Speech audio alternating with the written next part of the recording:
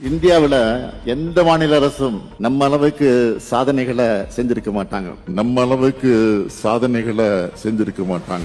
Meanwhile, கண்ணை திறந்து பாருங்க, நம்மளுக்கான விடியலாச்சு இது கிடையாது. ஓட்டு கேக்குற வரைக்கும் எங்க ஆதரவு கேட்டாரு. ஓட்டு கேட்டு முடிஞ்சவன அவங்க வீட்டுக்கு மட்டும் அவர் ஆதரவா இருக்காரு. எங்களுக்கு அப்ப யாரு ஆதரவு? இதுக்கப்புறம் அவர் ஆட்சியில உக்காந்துருவாரா? அவன் வந்து கேட்டாலும் ஓட்டு கிடையாது.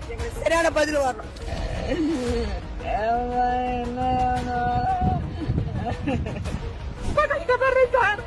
ஒரு வாரமா சாப்பாடு கூட இல்லாம கிடக்க சார். வாய போன வேதனை இல்ல, சுத்தமா தூக்கமே இல்லாம கிடக்க சார்.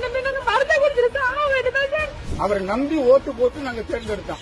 நம்பிக்கை துரோகம் கொண்டு போயிட்டாரு. எங்களுடைய வாழ்வாதாரமே கிடக்கு பாருங்க.